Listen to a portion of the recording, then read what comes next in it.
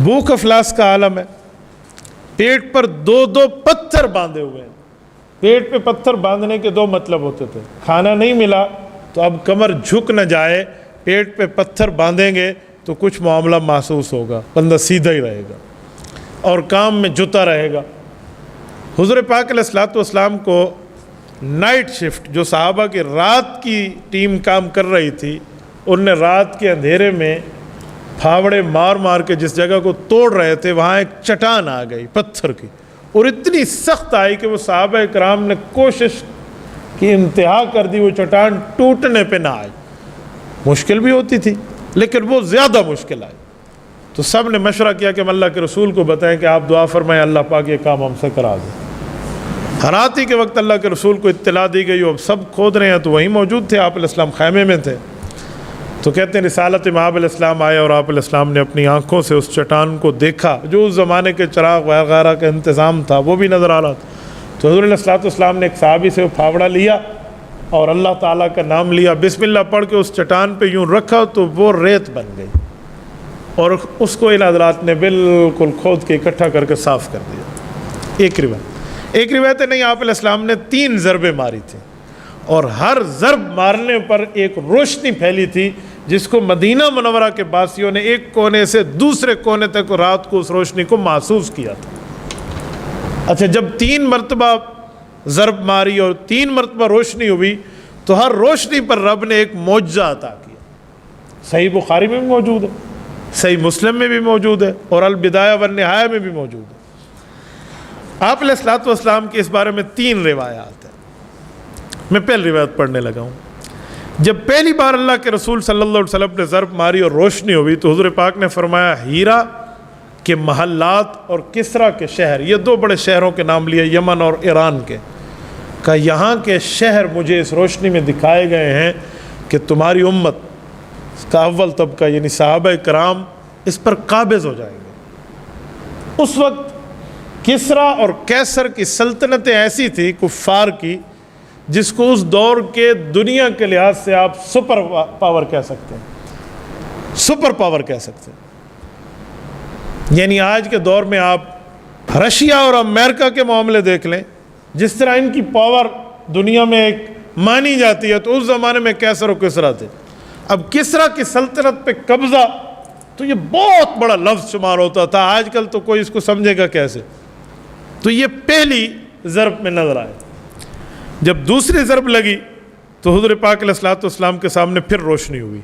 जब वो रोशनी हुई तो रसूलुल्लाह ने फरमाया, पूरे रोम को अल्लाह ताला ने तुम्हारे हाथों फतह कराना है।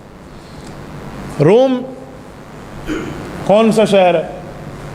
रोम आज कोई 8-10 मुल्कों का नाम है, जो उस ज़माने का एक मुल्क कहलाता था। गुलिबतिर रोम फ़ी अदनल अर्ज़ि व हुम मिन बाद गलबिहिम सयग़लिबून, जिसे कुरान कहते हैं।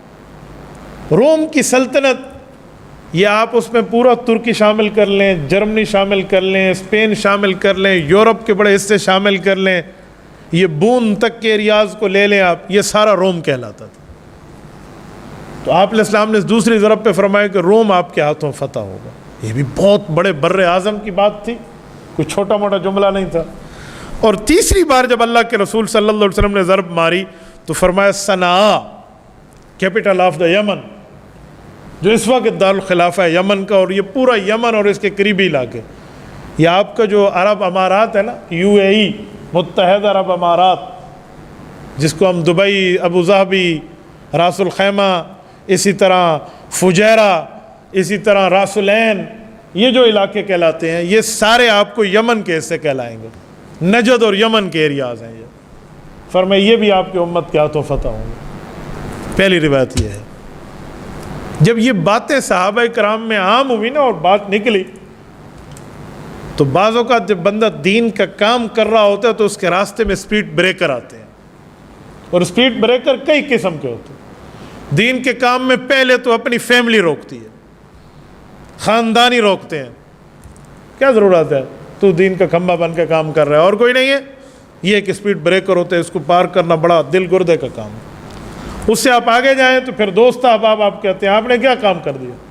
जब आप फिर भी डट के काम करें तो फिर एतराज़ात आते हैं, आपको उनका सामना करना पड़ता है। رسول اللہ صلی اللہ علیہ وسلم نے جب اعلان نبوت فرمایا تو پہلا اسپیڈ بریکر ابو لہب کی شکل میں آیا، جس نے پتھر دے کر مارا کہ اس لیے ہمیں بلایا تھا، اور یہ سگا چچا ہے، اور یہ وہ ہے جو رسول اللہ کی پیدائش پر اپنی باندی کو آزاد کر رہا تھا۔ جب اس نے مخالفت کی بھتیجے کی تو بتاؤ باہر کے بندے کیا بولیں گے؟ جب فیملی ممبر یوں کہے تو یہ پہلا اسپیڈ بریکر تھا جس کو اللہ کے رسول صلی اللہ علیہ وسلم نے کراس فرمایا، اور رب نے تبت یدا ابی لہب وتب اتار دی۔ اس کے بعد پھر اپنے قریبی علاقے والے سارے مقابلے میں آئے، اور اللہ کے رسول صلی اللہ علیہ وسلم نے اس کو بھی پار فرمایا، حتیٰ کہ ہجرت کی علاقہ چھوڑ دیا، دین نہیں چھوڑا۔ اپنے ماحول کو جس میں بندے کی پرورش ہوئی ہو، جہاں بندہ پلا بڑا ہو، اس جگہ کو چھوڑنا بڑا مشکل کام ہے، اس کو چھوڑ دیا، دعوت دین کو نہیں چھوڑا۔ مدینہ طیبہ آ گئے، اب کفار کے اعتراضات والے اسپیڈ بریکر سامنے تھے۔ اب کیا اسپیڈ بریکر آیا؟ بھوک افلاس کا عالم ہے ان پہ، کھانے کو ان کے پاس ہے کچھ نہیں، پیٹ پہ دو دو پتھر باندھے ہوئے، اور کہہ رہے ہیں ہم روم فتح کریں گے اور یمن فتح کریں گے اور کسرا فتح کریں گے۔ یہ صحابہ کرام کے سامنے اعتراض ہے۔ اب اس وقت دو باتیں تھیں، یا انکار کر دیا جائے یا ایمان بالغیب لایا جائے۔ انکار کرنا تو کفار کا کام ہے، اور قرآن کے پہلے صفحے پہ مومن کی شان ہے والذین یؤمنون بالغیب، کہ غیب پر ایمان مومن کی شان ہے۔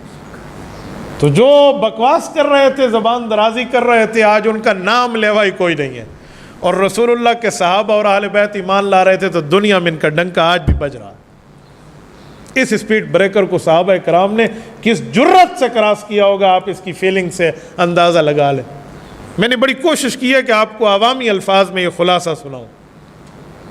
یعنی جس وقت بھوک افلاس کا عالم تو ہے نا، پیٹ پہ دو پتھر بھی باندھے ہوئے ہیں، کھانے کو اس وقت ہر چیز تو چھوڑو، کچھ بھی میسر نہیں نظر آ رہا، اور جب بات بڑی بڑی سلطنتوں کی فتح کی جائے، میں سمجھانے کے لیے ایک مثال دے رہا ہوں۔ آج ایک آدمی جس کی انکم بھی بہت کم ہو دیندار، اور وہ بیٹھ کے کہ میں نے واشنگٹن کو فتح کرنا ہے، تو لوگ نہیں ہنسیں گے، وہ کہے گا میں ماسکو، ٹھیک ہے، کیپٹل آف دا رشیا، میں چڑھائی کروں گا اور یہ میرے پاس ہوگا۔ لوگ کہیں گا گالیاں سنو صاحب، کتتیاں کٹھیندہ بیٹھے، یہ ہمارے ہاں بولیں گے لوگ۔ نعوذ باللہ من ذالک، یہ انداز اس وقت کے کفار کا تھا جو صحابہ کرام پر اعتراضات کر رہے تھے، یہ رسول اللہ صلی اللہ علیہ وسلم کے فرمان کا مذاق اڑا رہے تھے۔ تو یہ ایک اسپیڈ بریکر آیا جس کو صحابہ کرام نے کوئی درخوف اعتنا نہیں سمجھا اور اس کو حل کر لی۔ ایمان ہے رسول اللہ کے صحابہ کا۔ دوسری روایت، دوسرا صحابہ کرام فرماتے ہیں نہیں، شہروں کے ناموں کی ترتیب میں تھوڑا فرق تھا، بات یہی ہے۔ کہتے ہیں جب آپ علیہ السلام آئے اور بسم اللہ الرحمن الرحیم پڑھا اور پہلی چٹان پر پہلی ضرب ماری تو وہ ساری نہیں ٹوٹی، 1/3 حصہ ٹوٹا، 1/3 جس کو ہم کہتے ہیں۔ تو جب وہ ٹوٹا اور روشنی ہوئی تو کہتے ہیں اللہ کے رسول نے فرمایا اللہ اکبر بلند آواز سے، ایسے جیسے کوئی فتح کی چیز ملی ہو، کہ رسول اللہ کے اس تکبیر کے الفاظ نے جو بندوں کو بھیجا ہوا تھا نا کہ آپ آرام کرو، ہم اس شفٹ میں کام کر رہے ہیں، وہ بھی اٹھ کے آ گئے۔ اتنے بلند آواز سے اللہ کے رسول نے تکبیر پڑھی اور فرمایا لوگو، رب نے شام کے خزانے کی چابیاں میری امت کے ہاتھ میں رکھ دی ہیں۔ شام اس وقت کیا ہے؟